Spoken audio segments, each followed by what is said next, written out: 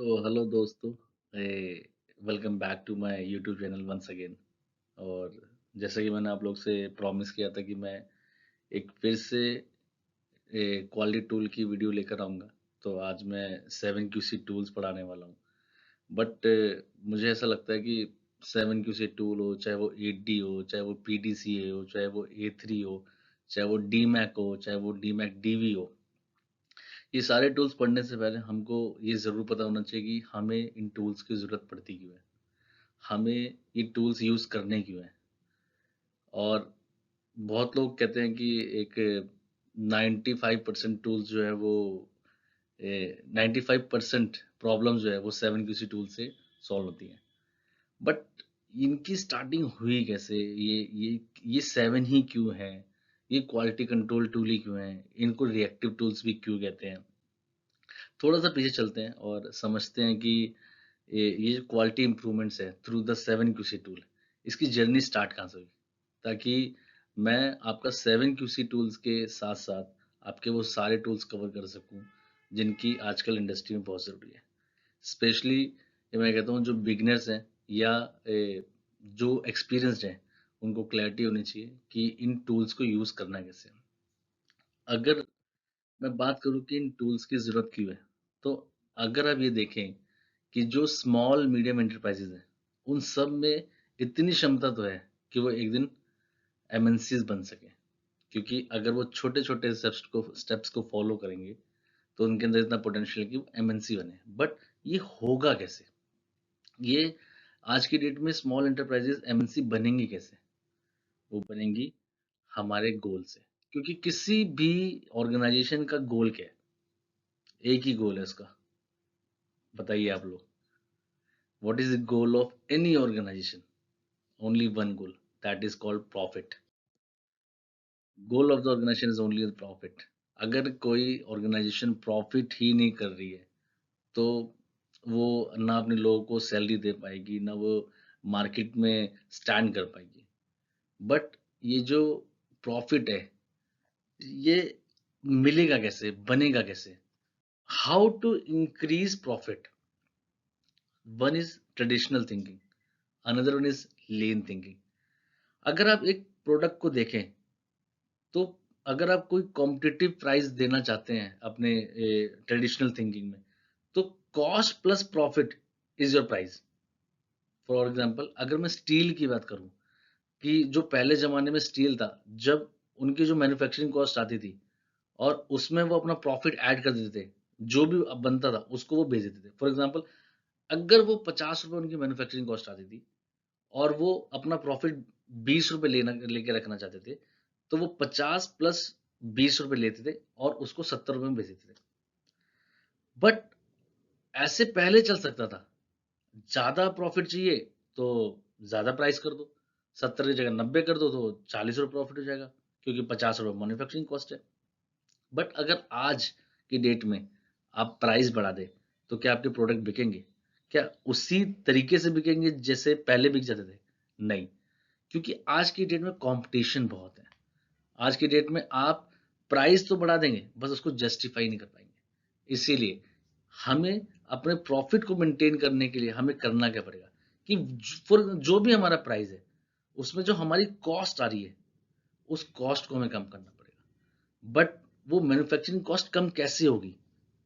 वो होगी लीन थिंकिंग से। जैसे कि अगर कोई भी एक प्रोसेस है, उसमें किसी भी तरीके का वेस्ट है, यानी कि मैन्युफैक्चरिंग कॉस्ट है, उस मैन्युफैक्चरिंग कॉस्ट में कुछ प्रोसेस होते हैं जो वैल्यू एडेड होते हैं, कुछ नॉन वैल्यू एडेड होते हैं, कुछ नेसेसरी वैल्यू एडेड होते हैं, जो कि आप आगे चल के देखेंगे। तो हमें अगर अपने प्रॉफिटेबिलिटी को इम्प्रूव करना है, तो हम हमें क्या करना पड़ेगा? हमें वेस्ट को रिड्यूस करना पड़ेगा। हमें क्या करना पड़ेगा? हमें डिफेक्ट्स को रिड्यूस करना पड़ेगा। हमें क्या करना पड़ेगा? हमें कॉस्ट को रिड्यूस करना पड़ेगा। बट ये करेंगे कैसे? हमें देखना पड़ेगा कि हमारे वेस्ट का जेनेसिस क्या है, वो क्या चीजें हैं जो हमारे प्रोसेस में वेस्ट चला रही है। इसी कॉन्सेप्ट को लेने के लिए मैं एक लीन पे भी बहुत जल्दी वीडियो बनाने वाला हूँ। बट मैं ये सारी चीजें आपको इसलिए बता रहा हूँ ताकि आपको पता चले, जैसे मैं आपको अभी लास्ट स्लाइड में बता रहा था, कि रिड्यूस करना पड़ेगा हमें डिफेक्ट को, वेस्ट को और कॉस्ट को, तभी हम अपनी मैन्युफैक्चरिंग कॉस्ट पे काम कर पाएंगे और हम आगे बता पाएंगे कि हम अपने प्रोडक्ट में कैसे प्रॉफिटेबिलिटी इंक्रीज कर सकते हैं। बट इन सब चीज़ों को समझने के लिए चलिए एक सिनेरियो समझते हैं कि व्हाट इज एन इंडस्ट्री। देखिए, इंडस्ट्री एक सप्लाई चेन की तरफ से देखें तो कोई भी इंडस्ट्री में अगर वैल्यू इनपुट्स हो रहे हैं तो वो इंडस्ट्री कामयाब है, अदरवाइज वो इंडस्ट्री नहीं चल पाएगी। अगर उसमें किसी भी तरीके का ब्रेकेज आ जाएगा तो वो इंडस्ट्री नहीं है। अब value creating change of various processes is called an industry. But एक इंडस्ट्री में मैंने जैसे पहले बोला दो तरीके के काम होते हैं, एक वैल्यू एडेड, एक नॉन वैल्यू एडेड। बट कहीं ना कहीं समहाउ जो जब भी हम कोई वैल्यू ऐड करते हैं तो वहां पे कोई ना कोई वेस्ट भी किसी तरीके का आता है। उस वेस्ट को आइडेंटिफाई करना बहुत इंपॉर्टेंट है। एक यहाँ पे टर्म मिसिंग है, value added and non value added. One more term is there, that is necessary value added. For example कि जो इंस्पेक्शन है वो आपको कुछ वैल्यू ऐड नहीं करनी बट वो नेसेसरी है। अदरवाइज आपका प्रोडक्ट अगर हम इंस्पेक्ट नहीं करेंगे तो हम तो पता नहीं चलेगा कि वो प्रोडक्ट कन्फर्मेंस है या नहीं है। तो ये जो इंडस्ट्री है ये चार चीजों से मिलकर बनी है, मैन मशीन मटेरियल मेथड। आपको मैंने फोरम चेंज पहले भी मेरी एक ट्रेनिंग आप देख चुके हैं कि there are total four factors which associated in any industry, that is man, machine, material and method। तो ये करते क्या है, क्रिएट करते हैं वैल्यू को जिनसे प्रोडक्ट बनता है। बट वैल्यू है क्या, अगर हम समझे कि व्हाट इज वैल्यू। देखिए, बिल्कुल सरल भाषा में वैल्यू अगर Q C D, quality, cost and delivery, यहाँ पे क्वालिटी आपको मेंशन किया है मैंने, cost is nothing it is price and delivery is nothing it is speed. तो value is the capability provide to a customer through the product with world class quality, timely delivery and competitive price. अगर ये तीनों चीज आप अपने customer को दे रहे हैं तो आप उसको वैल्यू दे रहे हैं। बट वैल्यू की बात तो हमने कर ली, बट मैंने कहा था कोई भी वैल्यू के साथ वेस्ट तो इनकॉर्पोरेट है। इंडस्ट्री में इट इज नॉर्मल, और जिसके ऊपर बहुत ज्यादा आज की डेट में फोकस भी कर रहे हैं, एम्फेसाइज भी कर रहे हैं, that is called lean technology. Lean is nothing, that is waste. देखिए, मैं इन आठों टाइप्स को बता सकता हूँ को, बट मैं इस पे एक सेपरेट वीडियो बनाना चाहता हूँ ताकि आपको बेटर पता चले कि ये जो डाउन टाइम है, ये जो वेस्ट है, अगर मैं इन 8 वेस्ट को एड्रेस करूँ तो वेस्ट एलिमिनेट हो जाएगा या मिटिगेट हो जाएगा और उससे मेरी और वैल्यू बढ़ जाएगी मेरे प्रोसेस में। ये 8 टाइप्स कौन से हैं? इसको देखिए, जार्गन है इसका यूज करने का, जिसको डाउन टाइम कहते हैं। Defects, over production, waiting, non utilize talent जिसको अनस्किल्ड टैलेंट भी कहते हैं, transportation, inventory, motion and extra processing. मैं इसमें डीप में नहीं जाना चाहता क्योंकि मेरा टॉपिक 7 QC है, बट डेफिनेटली मैं इस पर एक वीडियो बनाऊंगा। तो अगर हमें, बट ये जो डिफेक्ट्स है, ये डिफेक्ट्स क्वालिटी में क्या बहुत ज्यादा इंपैक्ट डालते हैं क्या? यस। क्योंकि अगर कोई डिफेक्ट फ्री प्रोडक्ट नहीं मिला तो वो क्वालिटी कैसी। मैं पहले भी आपको बता चुका हूं कि क्वालिटी कस्टमर सेटिस्फेक्शन है, बट कस्टमर सेटिस्फेक्शन क्या है? नीड्स को समझना कस्टमर की। अगर आप लोगों ने मेरा वीडियो नहीं देखा कि व्हाट इज क्वालिटी, तो आप प्लीज मेरे चैनल पे जाइए और वो वीडियो देखिए, तो आप इसको रिलेट कर पाएंगे। तो ये जो डिफेक्ट आता है तो इससे स्क्रैप जनरेट होता है। बट ये स्क्रैप क्या है? ये स्क्रैप एक तरीके की कॉस्ट है। अगर आप देखो, the impact of defect is much greater than the level of scrap. तो इसीलिए हमें टेक केयर करना है इन डिफेक्ट्स को। बट करेंगे कैसे? उन डिफेक्ट्स को टेक केयर कैसे करेंगे? इसीलिए हर इंडस्ट्री में एक कॉन्सेप्ट आया, that is called zero defect, 100% quality. Every industry has a target of zero defect. यहां से ये कॉन्सेप्ट आया, जीरो डिफेक्ट।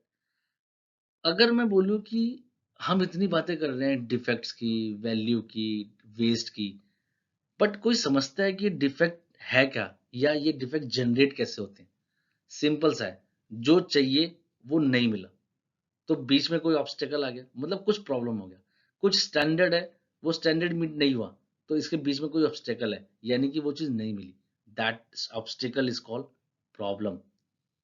देखिए डिफेक्ट से प्रॉब्लम निकला कि डिफेक्ट को कैसे, ये डिफेक्ट जनरेट हुए तो हुआ कैसे, current condition, and what is your next target condition, if there is a obstacle in between that, then that means कुछ तो प्रॉब्लम है कि वो टारगेट मीट नहीं कर रहा, वो करंट कंडीशन मीट नहीं कर रहा, कुछ तो प्रॉब्लम है। तो इन प्रॉब्लम्स को सॉल्व करने के लिए बहुत सारे टूल्स हैं मार्केट में, बहुत सारे। बट ये जो टूल्स है, क्या आप समझते हैं कि इनमें से कौन सा टूल यूज करना है? ये जो राउंड टेबल में इतने सारे लोग बैठे हैं प्रॉब्लम्स को आइडेंटिफाई करने के लिए, प्रॉब्लम को आपको सॉल्यूशन देने के लिए, क्या इनको पता है कि कौन सा टूल यूज करना है? क्या 7 QC टूल हमेशा यूज करना है? क्या 6 सिग्मा हमेशा लग सकती है? क्या 8D हमेशा चाहिए? बहुत इंपॉर्टेंट है कि आपको पता होना चाहिए कि कौन सी प्रॉब्लम में कौन सा टूल लगना है। देखिए इस पे मैं आपको ना एक छोटा सा हिंट देता हूँ, जिसके लिए मैं एक सेपरेट वीडियो बनाऊंगा, and you will definitely like that video. कि मैं आपको चाहता हूँ कि मैं एक आपको टास्क दूं। There are 4 types of problem. मैं अभी से ज्यादा कुछ नहीं कहूंगा, there are 4 types of problem. मैं चाहता हूं कि आप लोग मुझे बताइए कि वो 4 टाइप्स ऑफ प्रॉब्लम क्या है।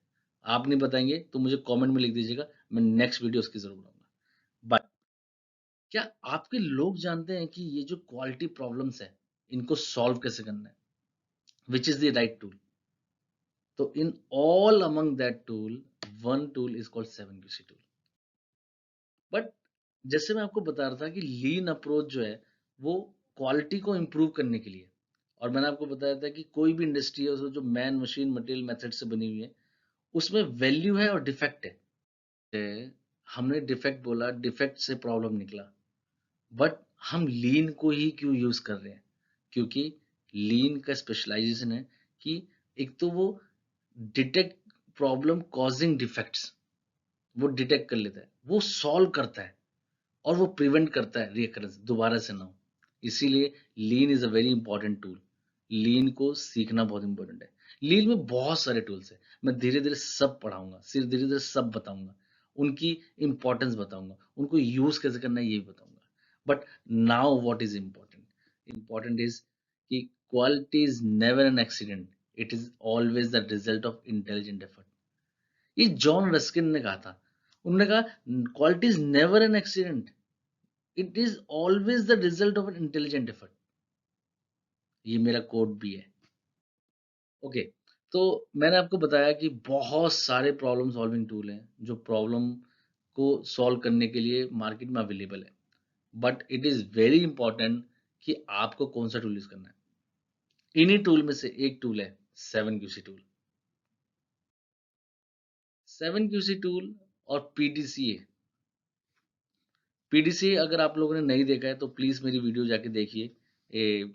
मेरे चैनल पे मेरी एक मैंने वीडियो पोस्ट की है पीडीसी कि प्लान डू चेक एक्ट क्या है, और कैसे प्लानिंग करनी है, स्मार्ट वे में प्लानिंग करनी है। स्मार्ट मतलब specific, measurable, achievable, realistic and time bound.